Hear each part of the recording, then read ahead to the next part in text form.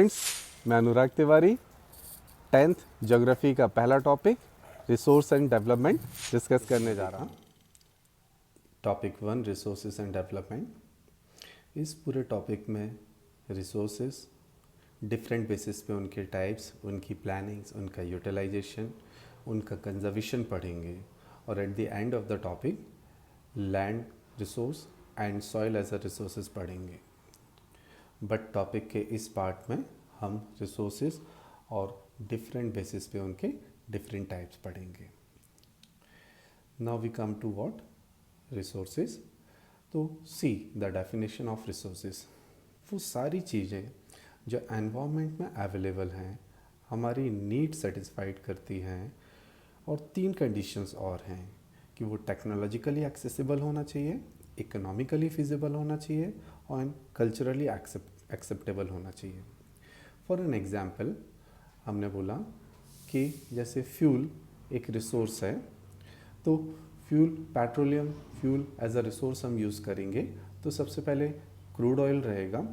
तो crude oil से हमने टेक्नोलॉजी एक्सेसिबल करके उसको पेट्रोलियम एक्सट्रैक्ट किया और फिर हमने इंस्टीट्यूशंस बनाए, हमने फैक्ट्रीज बनाई और उसको पेट्रोलियम में कन्वर्ट किया।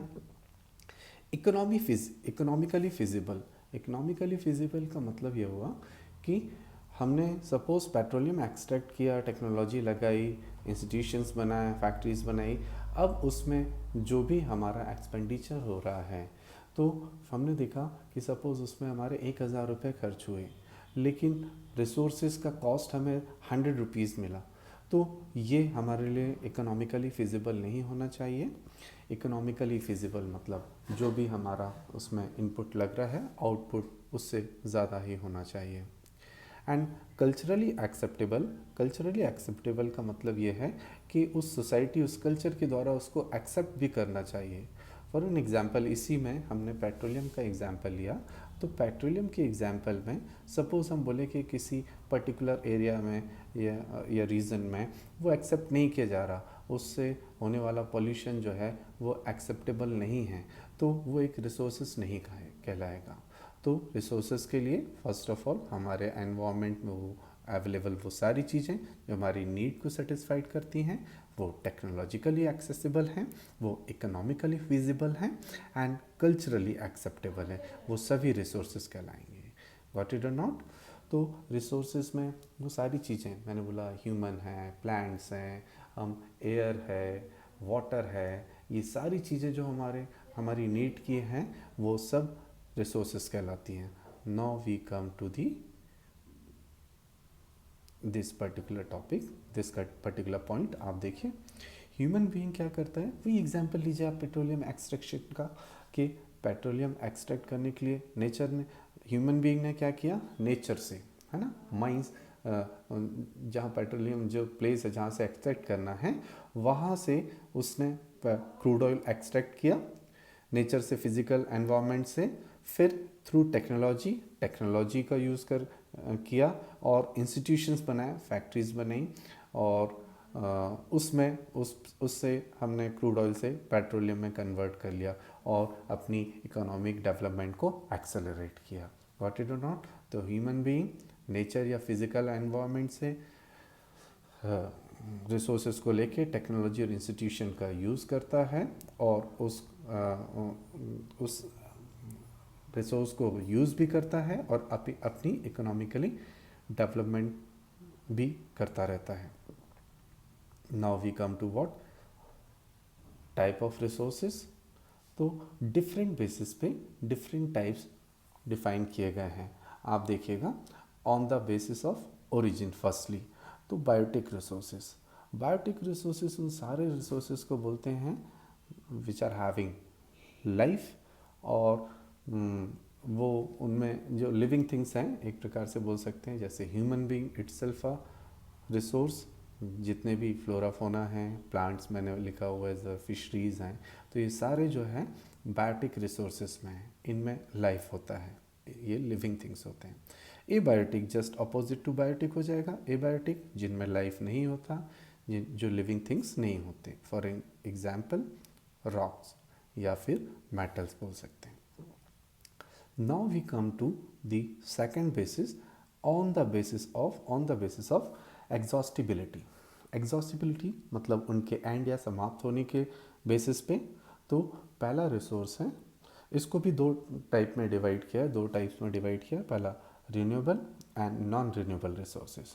रिन्यूएबल रिसोर्सेज का मतलब ये होता है कि वो रिसोर्सेज जो रिन्यू हो जाते हैं, जिनमें एक रिसाइकिल होता है और फिर से वो उसी फॉर्म में यूज़ होने के लिए प्रिपेयर्ड हो जाते हैं। फॉर एन एग्जांपल वाटर को यदि हमने इलेक्ट्रिसिटी, हाइड्रो इलेक्ट्रिसिटी जनरेट करने के लिए एज अ रिसोर्स लिया, हमने जनरेट किया, कैनल से वो रिवर में गया, रिवर से सी में गया और डिफरेंट मीडियम में उसका एक एवेपोरेशन होता रहा। एवेपोरेशन के बाद वो क्लाउड में कन्वर्ट हुआ, फिर वो कंडेंसेशन के बाद रेन ड्रॉप्स में फिर से आ जाता है और फिर से यूज़ होने के लिए प्रिपेयर्ड हो जाता है।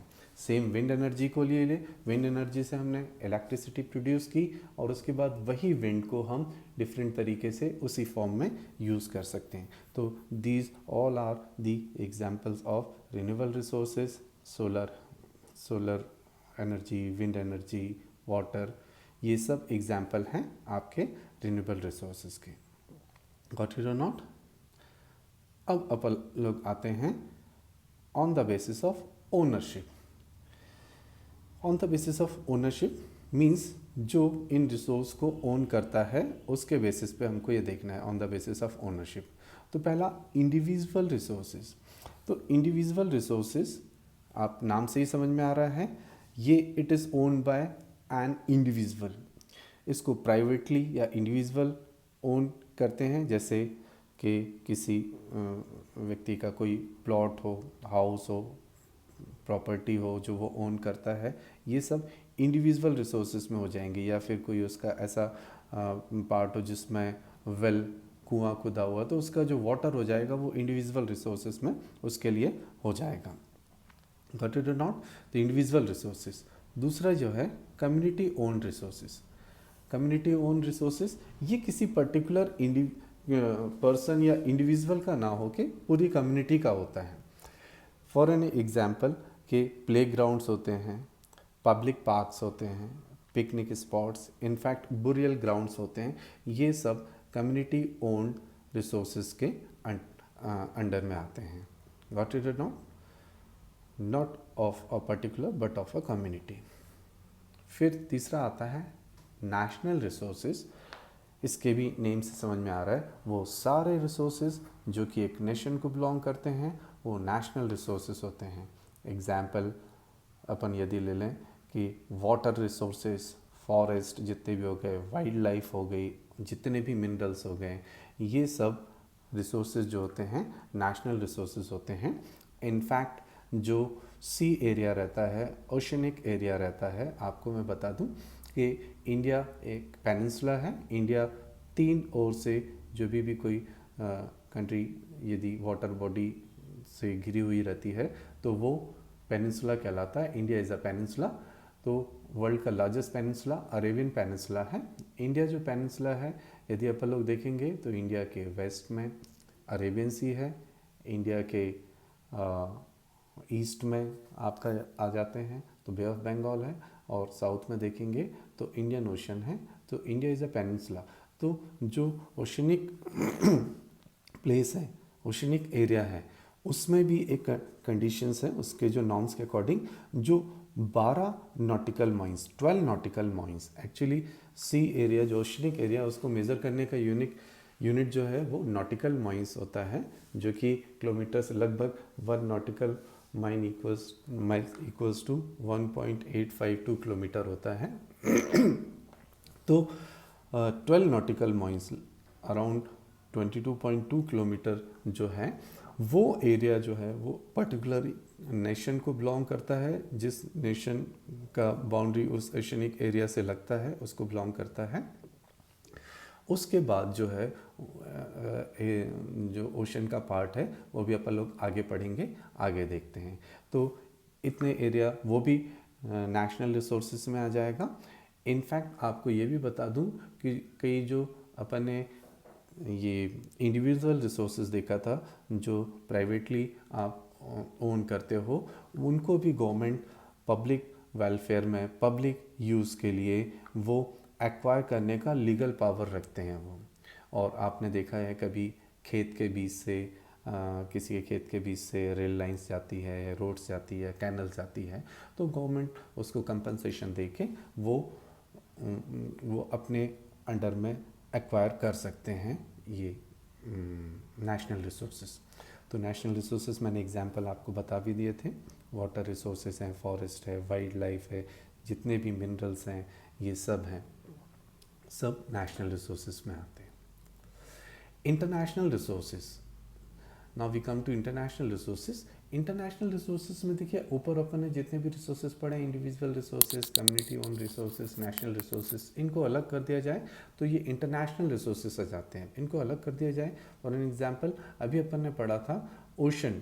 ओशन में जो सी एरिया रहता है, जो ओशनिक एरिया रहता है, वो किसी भी कंट्री के 12 नॉटिकल माइल्स या 22.2 किलोमीटर तक जो है उस कंट्री का रहेगा, लेकिन उसके बाद वाला एरिया वो कंट्री यूज़ नहीं करती है। और उसको और स्पेसिफाइड करने के लिए बता दूं कि किसी भी कंट्री के जो लैंड जो कोस्टल बाउंड्री है उससे 200 kilometre 200 nautical miles 200 nautical miles वो एक्सक्लूसिव इकोनॉमिक जोन होता है, जो कि कोई भी कंट्री इंडिविजुअली उसको यूज़ नहीं कर सकती एज अ रिसोर्स, वो इंटरनेशनल रिसोर्सेज में आता है।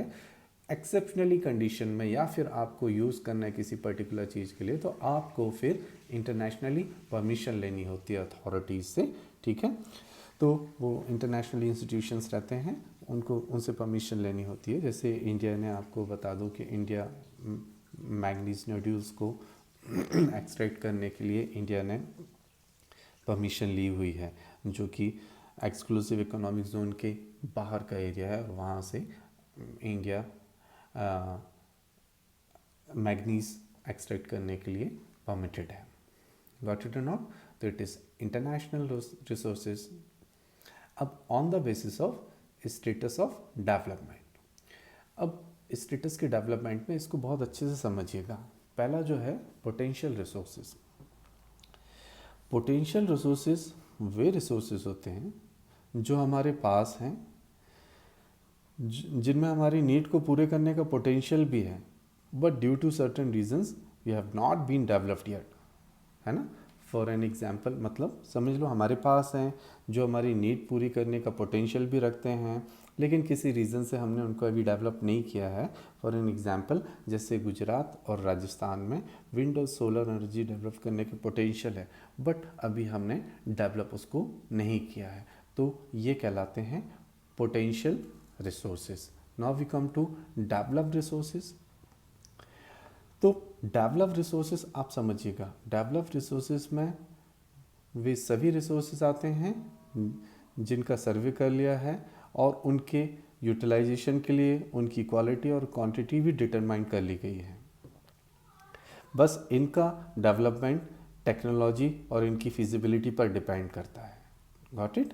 तो मतलब सर्वे कर लिया गया है, उनकी क्वांटिटी क्वालिटी ये भी डिटरमाइन कर ली गई है, ठीक है। बस डिपेंड करता है टेक्नोलॉजी उनकी फिजिबिलिटी पर। तो एग्जाम्पल है गोल्ड माइंस, कोल माइंस, आप जितने भी आप ले लो, पेट्रोलियम, ये सब एग्जाम्पल्स हैं किसके? डेवलप्ड रिसोर्सेज के। अब स्टॉक आप समझिएगा।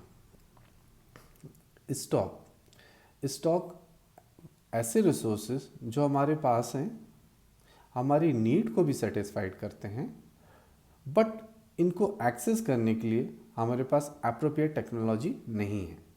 गॉट इट और नॉट? एग्जाम्पल के लिए H2O जो है वो हाइड्रोजन और ऑक्सीजन का कंपाउंड है।